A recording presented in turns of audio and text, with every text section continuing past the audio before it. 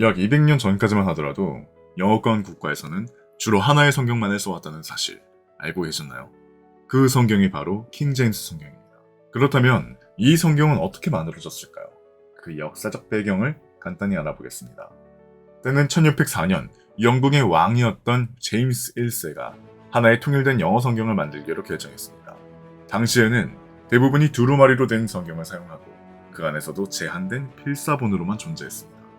특히 가톨릭 교회는 성경을 라틴어로만 번역해서 백성들이 이해할 수 없도록 만들었고, 이를 통해서 성경을 독점하며 오랫동안 백성들을 억압해 왔었죠.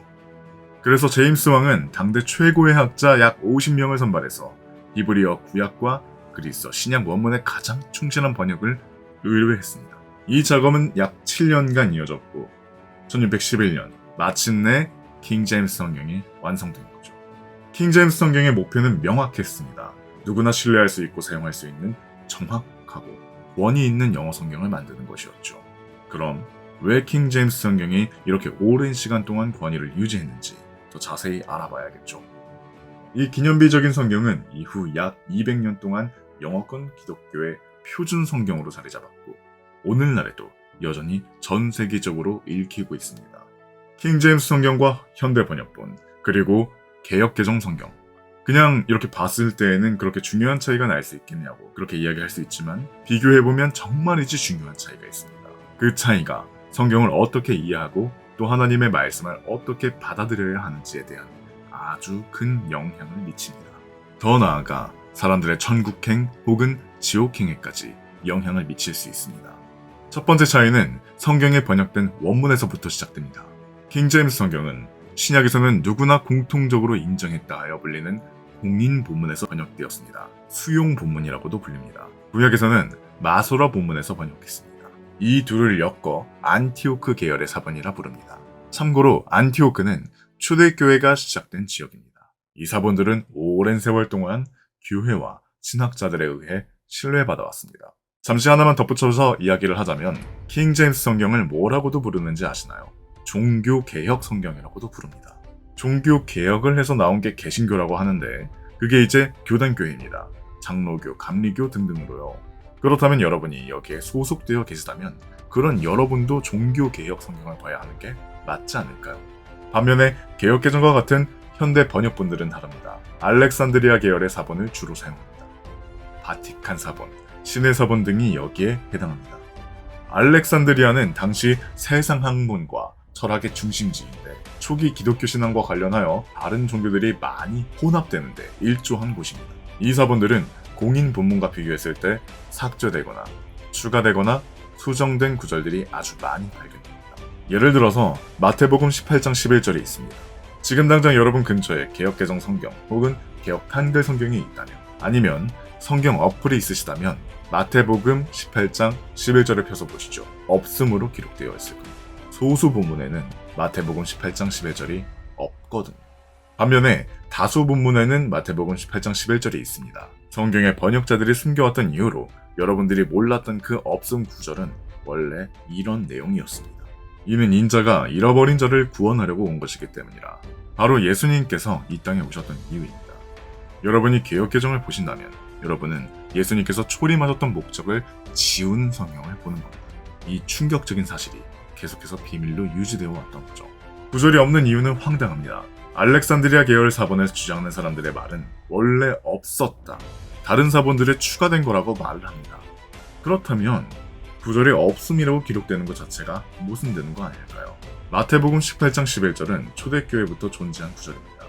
이런 식으로 없어진 구절이 29절에 달하고 단어 삭제만 생각을 해도 약 1만 군데가 넘어가도록 사람들이 말씀에 칼질을 해왔습니다. 그렇다면 왜 하나님의 말씀 중 일부가 사라졌을까요? 두 번째 차이, 철학의 차이입니다. 사본부터 이야기를 하자면 알렉산드리아 계열의 사본은 크리티컬 텍스트라고도 이야기를 합니다. 한국어로 이야기를 하자면 비평 사본입니다. 비평, 무엇을 뜻하나요? 옳고 그름 등을 분석하여 가치를 논하는 걸 말합니다. 사람이 하나님의 말씀의 가치를 논하겠다는 사상을 가지고 있었다는 말입니다. 반면에 안티오크 계열의 사본은 있는 그대로 유지되는 것을 목적을 두었습니다. 사본에 대한 철학만 보더라도 다르죠. 번역에 대한 철학도 다릅니다. 킹제임스 성경은 원문에 충실하게 1대1로 직역을 추구했고 하나님의 말씀을 그대로 전달하는 것을 목표로 삼았습니다. 하나님의 말씀이기에 사람의 해석을 덧붙이지 않고 그대로 옮겨 적었다는 뜻입니다. 굉장히 숭고한 정신이죠. 하지만 개역개정과 같은 현대 번역본들은 독자들에게 더 쉽게 다가가기 위해 의역을 선택했습니다. 이 사상이 얼마나 위험한지 모르실 겁니다. 사람이 더 쉽게 읽게끔 만드는 게 뭐가 문제냐라고 이야기할 수 있습니다. 바로 그 점이 위험하다는 겁니다. 사람의 시선에 맞춘다는 그 점 말이죠. 읽힘성에 대해서 이야기하시는 분들이 있는데 하나님의 말씀은 사람이 읽는데 시간이 짧아진다고 좋아지는 게 아닙니다. 사람이 하나님의 말씀을 얼마나 붙잡고 이해를 구하느냐에 따라 하나님께서는 주신다는 그 사실을 꼭 인지하시길 바랍니다. 그러다 보니 이런 결과가 나오는 겁니다.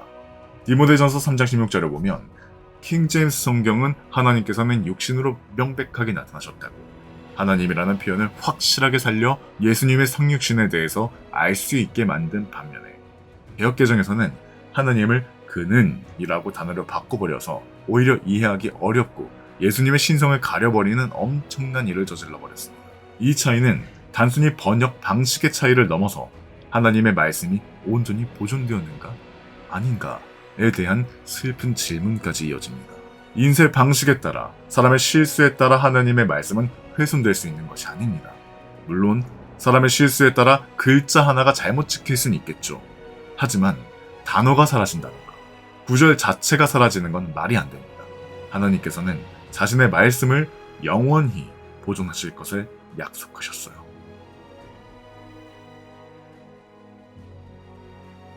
시편 12편 6절에서 7절입니다.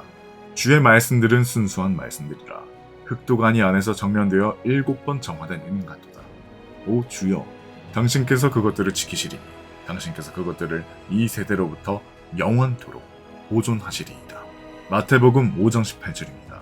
이는 진실로 내가 너희에게 말하노니 하늘과 땅이 사라지기 전에는 율법의 1.1획도 모두 성취될 때까지 결코 사라지지 아니할 것이기 때문이다.